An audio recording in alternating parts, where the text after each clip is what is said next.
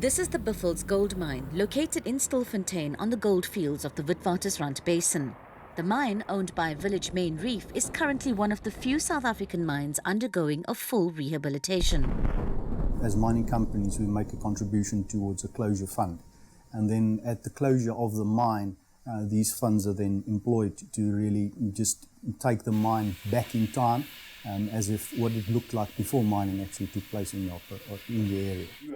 General Manager 𝗀𝗂𝗏𝗂𝘀 says their efforts are being hampered by often violent attacks by illegal miners known as zamas.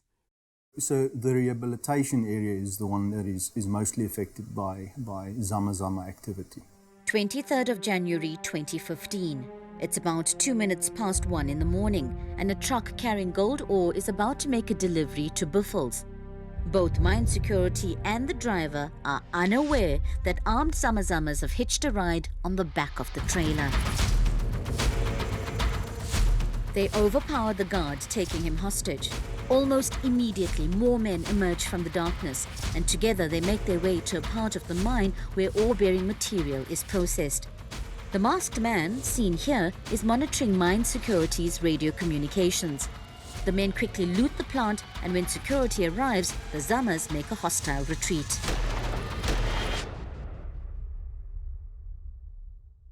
Basically every night they will come into these areas and then try and pick whatever they can. Our losses are in the region of 50 million a month. Since the closure of the 𝗶𝗶𝘀𝗀 mine, zamas no longer bother spending days below ground illegally mining for gold.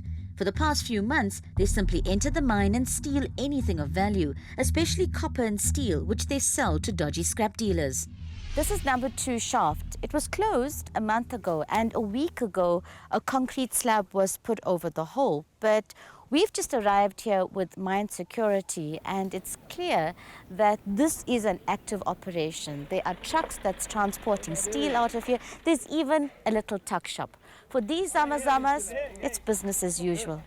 These guys are actually, all they try and do is just to put food on the table for their next of kin. 𝗶𝗶𝘀𝗀's mine manager Johan Henop says the group of zamas who enter the mine by day are for the most part docile and non-violent. And then on the other side, the other group are really the violent group, and they normally move around at night time only, also with weapons, and shooting on the guys with live ammunition. Behind me is 10 shaft. By day, it's all calm. It looks perfectly normal as contractors are busy rehabilitating the mine. But by night, this turns into a complete war zone. This footage, captured by mine CCTV cameras, shows more than 100 zamas in the bush next to the mine. Once they gain access to the property, it's literally a free-for-all as they descend on 10 shaft and strip every bit of valuable copper or steel. The zamas are often armed with an assortment of high-caliber machine guns, shotguns, and even hunting rifles equipped with scopes. So as soon as a confrontation issue where violence and shots are fired, we try and contain, but largely we move away, given the sensitivity associated post-𝗃𝗃𝗀𝗃𝗀𝗃. That makes security's work all the more difficult. Containing the zamas to a certain area often results in cat-and-mouse games with armed groups who find ample hiding places in the abandoned buildings and felt on mine property. It's very difficult to understand. Will these people attack? Must we apprehend? Must we rather pull back and just observe? But in recent months, the zamas have become more brazen. This footage, captured earlier this month, shows a group of armed zamas attacking the security barracks. While these men keep an eye on security, the rest of the group make away with bulletproof vests and security uniforms, which they promptly equip themselves with in a nearby veld. In the past, we had a couple of real bad incidents where the guys have been shot on, and it's very difficult for the guys. They never know what to expect next. We decided to spend a few evenings on patrol with mine security to get a feel for the situation on the ground. This entire mine is monitored by close on to 140 cameras, 24/7. So when we go on patrol tonight, Big Brother will be watching. And it soon became apparent that our first night out would not be a quiet one. We received a call from our control room, the CCTV control room, that there is between 50 and 60 people Zama's currently busy at number 10 shaft. We're heading now to 10 shaft, and while I do feel relatively safe because this is an armored vehicle, a stark reminder for me is the bullet holes in the window. Things can go wrong. Initially, as you drive through this particular piece of the mine, everything looks quiet, but it seems that every single corner that you take, you'll find a group of people running in the opposite direction, and all they are shadows in the night.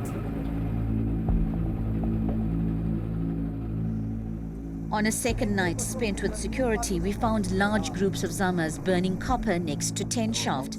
Security spotted two bakkies driving without their lights and gave chase.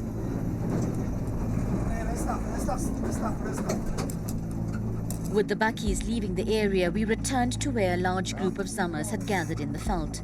None of them seemed armed, and we were about to leave when the reality of just how dangerous these kinds of patrols can be hit home. Several gunshots rang out in the night.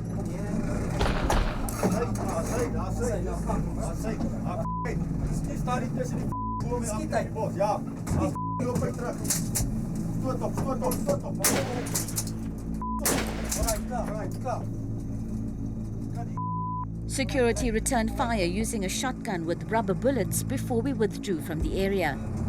We here at the back of number 10 shaft in the old hostel area. One shot was fired at the vehicle that hit the vehicle at the right side at the back.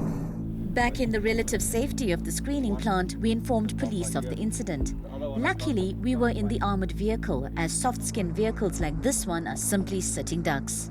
This is where we fall back onto the defense of the police and where we ask them to come and help us and assist us in those kind of attacks. Major General Patrick Aseneng is cluster commander for the Klerksdorp area, which includes 7 local police stations. He admits that the zama problem is a serious one. How bad is the issue of zamas specifically in Stilfontein?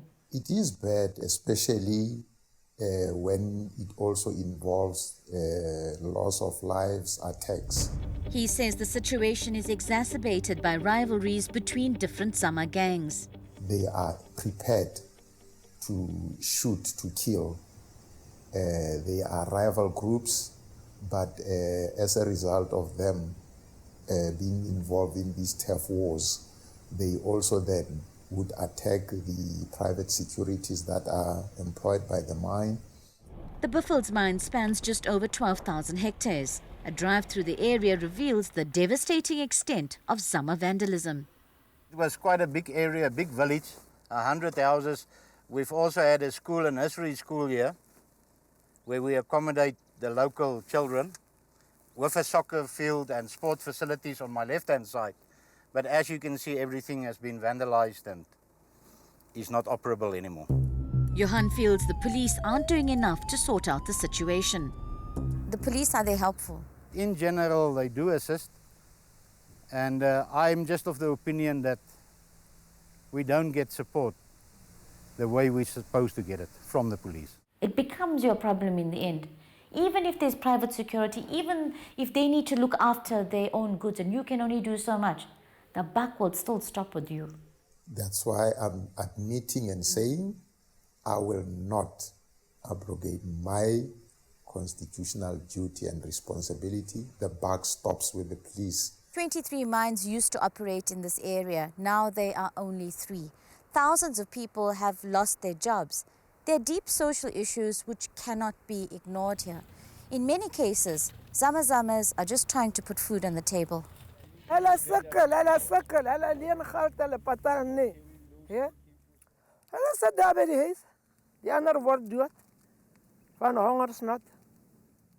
Dorothy Matlakala lives in the Khuma township near 𝗶𝗶𝘀. She says a family friend who had joined a group of zamas to earn a living was killed during a shootout between rival gangs.